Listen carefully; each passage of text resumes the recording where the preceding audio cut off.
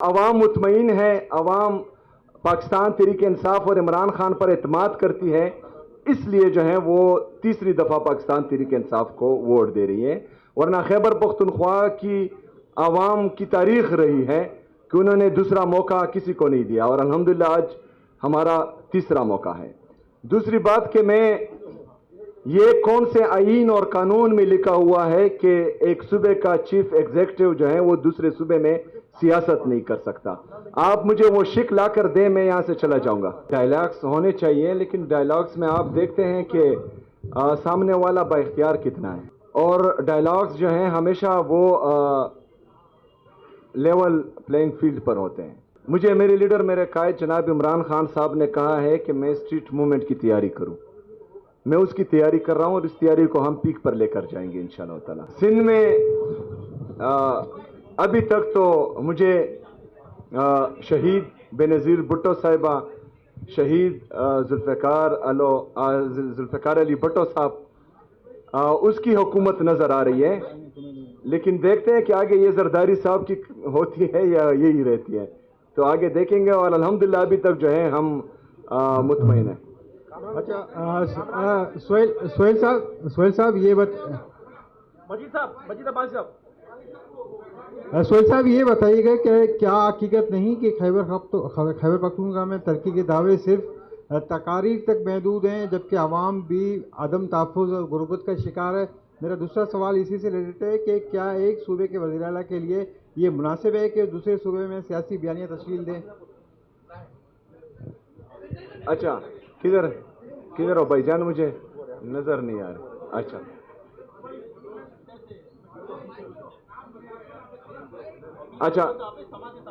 اچھا سمجھ.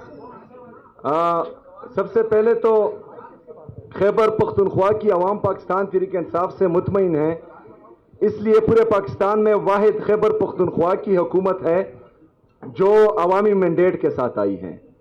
باقی پورے پاکستان کے جتنے بھی صوبے ہیں اور ریجنز ہیں اور وفاقی حکومت ہے, وہ جعلی مینڈیٹ کے ساتھ 17 سیٹوں کے ساتھ حکومت میں بیٹھی ہیں. تو عوام مطمئن ہے, عوام پاکستان تحریک انصاف اور عمران خان پر اعتماد کرتی ہے, اس لیے جو ہے وہ تیسری دفعہ پاکستان تحریک انصاف کو ووٹ دے رہی ہے. ورنہ خیبر پختونخوا کی عوام کی تاریخ رہی ہے کہ انہوں نے دوسرا موقع کسی کو نہیں دیا, اور الحمدللہ آج ہمارا تیسرا موقع ہے. دوسری بات کہ میں یہ کون سے آئین اور قانون میں لکھا ہوا ہے کہ ایک صوبے کا چیف ایگزیکٹو جو ہے وہ دوسرے صوبے میں سیاست نہیں کر سکتا. آپ مجھے وہ شک لا کر دیں, میں یہاں سے چلا جاؤں گا.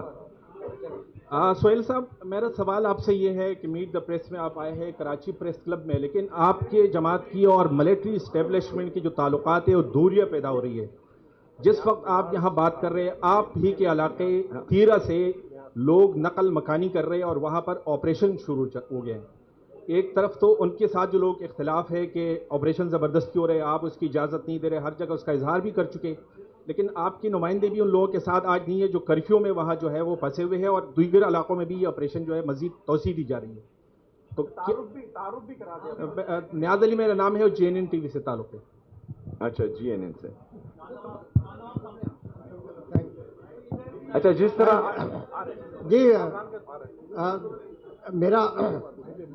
میرا نام چاند نواب ہے, ARY سے تعلق ہے.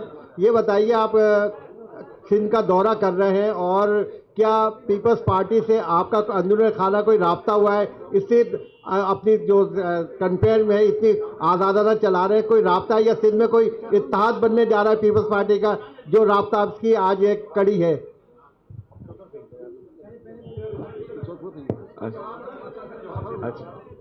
اچھا, جو آپریشن کے حوالے سے میرا موقف تھا وہ میں بار بار دے چکا ہوں. جو ہم نے امن جرگہ کیا تھا صوبائی اسمبلی میں خیبر پختونخوا کی, اس میں ہم نے تمام سیاسی اور مذہبی جماعتوں کو اور ہر مکتبہ فکر کے لوگوں کو وہاں مدعو کیا تھا, اور تمام سیاسی جماعتیں اور مذہبی جماعتیں اور ہر مکتبہ فکر کے لوگ وہ 15 نکاتی ایجنڈا پر جو ہے وہ متفق ہو چکے تھے, اور ان کے سائن موجود ہیں ابھی بھی. اس میں ایک یہ بھی تھا کہ ملٹری آپریشنز جو ہیں وہ کسی مسئلے کا حل نہیں ہے. اور یہ ہمارے لیڈر ہمارے قائد جناب عمران خان صاحب کا پہلے دن سے یہی موقف رہا ہے، اور اس میں جو ہے اب تمام سیاسی اور مذہبی جماعتیں بھی اس موقف پر ہمارا ساتھ دے رہی ہیں.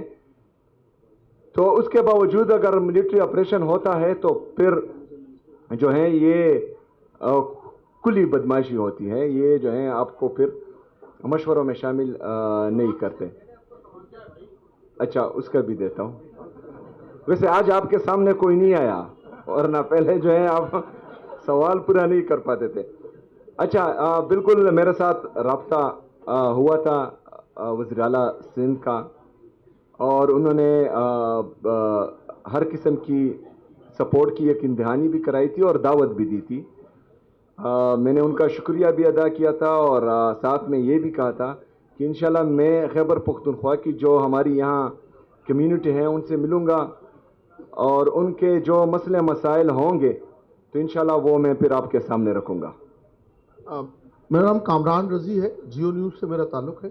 آپ یہ بتائیے گا کہ حکومت کی جانب سے بار بار یہ کہا جا رہا ہے کہ حکومت چاہتی ہے کہ پی ٹی آئی سے ڈائلاگ کرے، تو بحیثیت chief executive of the Khyber Pakhtunkhwa کیا آپ اس سلسلے میں کوئی کردار ادا کر سکتے ہیں؟ آپ سے کوئی رابطہ کیا گیا؟ جیسا کہ آپ سے پہلے جو چیف منسٹر تھے ان کے بارے میں یہ کہا جاتا تھا کہ ان کے جو بیک ڈور ان کے رابطے ہیں وہ بحال ہیں، اور وہ کئی مواقع پر ایسا دیکھنے میں بھی آیا. تو کیا آپ سے کوئی ایسا رابطہ کیا گیا، اور پی ٹی آئی کا کیا موقف ہے جو حکومت جس طرح کہہ رہی ہے کہ پی ٹی آئی کو چاہیے کہ وہ ڈائلاگ کرے؟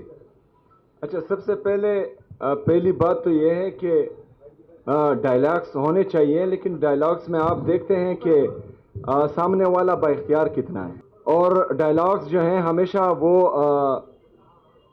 لیول پلینگ فیلڈ پر ہوتے ہیں، ایسے نہیں ہوتے. وہ ہمارے پشتوں میں ایک متل ہے کہ بندی کو اگر آپ جو ہے گھر میں رکھیں اور پھر آپ کہیں کہ آئیں بات چیت کرتے ہیں یا ڈائلاگس کرتے ہیں، تو اس طرح نہیں ہوتا.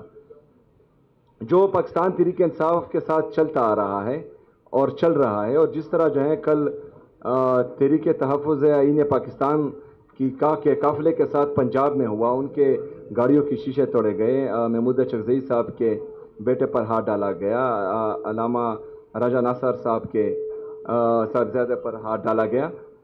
تو اس میں اگر آپ کو کوئی دعوت دیتا ہے ڈائلاگس کی تو پھر ان کی نیت کا پتہ چلتا ہے کہ ان کی نیت کیا ہے. دوسرا یہ ہے کہ میرا کسی سے کوئی رابطہ نہیں ہے. مجھے میرے لیڈر میرے قائد جناب عمران خان صاحب نے کہا ہے کہ میں اسٹریٹ موومنٹ کی تیاری کروں، میں اس کی تیاری کر رہا ہوں، اور اس تیاری کو ہم پیک پر لے کر جائیں گے انشاءاللہ تعالی. مذاکرات اور مزاحمت کا مینڈیٹ جو ہے انہوں نے راجہ ناصر صاحب اور محمود چغزئی صاحب کو دیا ہے، تو وہ جس طرح فیصلہ کریں گے انشاءاللہ تعالی ہم اس پر منع عمل کریں گے. فی الحال تو 8 فروری کی تیاری ہو رہی ہے. اچھا سوالات سب کے لیے جائیں گے، لیکن تھوڑا سا تعامل. میرا نام لیاقت علی رانا ہے، سما نیوز میں سینئر رپورٹر ہوں. پہلے تو میں آپ کو مبارکباد دوں کہ آپ نے اردو کے حوالے سے وہاں یونیورسٹیز کو جو آرڈر جاری کیا یا ہدایات جاری کی، وہ ایک اچھا اقدام ہے، یقینی طور پہ قابل تحسین ہے. اچھا دوسرا میرا سوال یہ ہے کہ آپ نے جب سے سی ایم کا عہدہ سنبھالا ہے اب تک عوام کے لیے کون سے فلاحی کام کیے ہیں؟ اور دوسرا ایک اور جو آپ بار بار کہتے ہیں کہ جو آپریشن ہو رہا ہے وہاں اس کی ہم اجازت نہیں دیں گے، آپ سے اجازت کون مانگ رہا ہے یہ بھی بتا دیجیے گا پلیز. اچھا ہمارا جھگڑا یہی ہے کہ کوئی اجازت نہیں مانگتا. ہم تو اس لیے چاہ رہے ہیں کہ جو حقیقی آزادی کی یہ جدوجہد ہے اس میں جمہوریت اتنی مضبوط ہو کہ یہاں پر پھر کوئی بھی ادارہ جو ہے وہ مفلوج نہ ہو سکے، اور ہر بندہ جو ہے اپنے دائرہ کار میں جو آئین اور قانون کے دائرے میں ان کو جو ان کے ڈومین جو طے ہیں اس میں کام کر سکیں. تو وہی جدوجہد ابھی جاری ہے. اور آپ نے دوسرا کون سا سر؟ اچھا خیبر پختونخوا میں میرے 2 مہینے ہو چکے ہیں.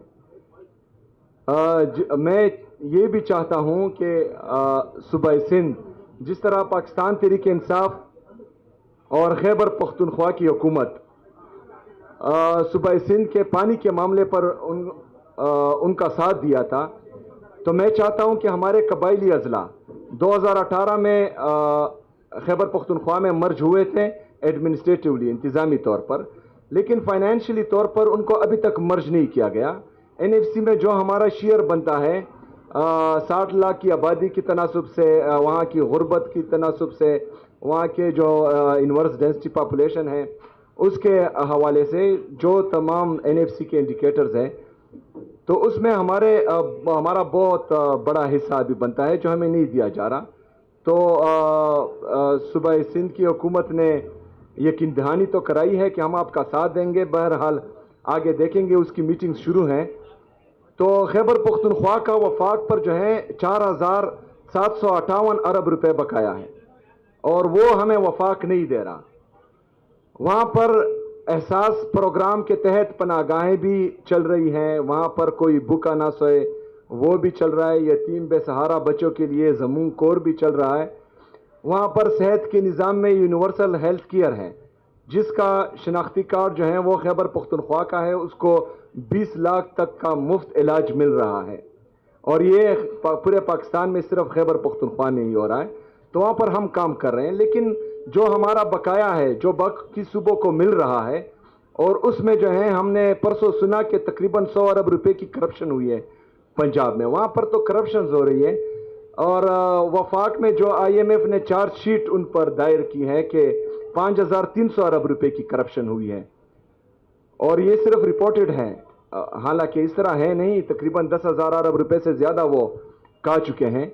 लेकिन खैबर पख्तूनख्वा का जो जायज़ हिस्सा है, जो जायज़ हक है, वो नहीं दिया जा रहा। तो मैं ये भी चाहता हूँ कि कराची प्रेस क्लब आज मेरे साथ एक ज़ुबान होकर आवाज़ उठाएं और हमें हमारा हक वफाक से मांगे, तो इंशाअल्लाह ताला फिर शुक्रिया अदा करने भी यहाँ पर ज़रूर आऊँगा और उससे जो है हम मज़ीद फलाई काम भी कर सकते हैं, पाकिस्तान के लिए डैम भी बना सकते हैं।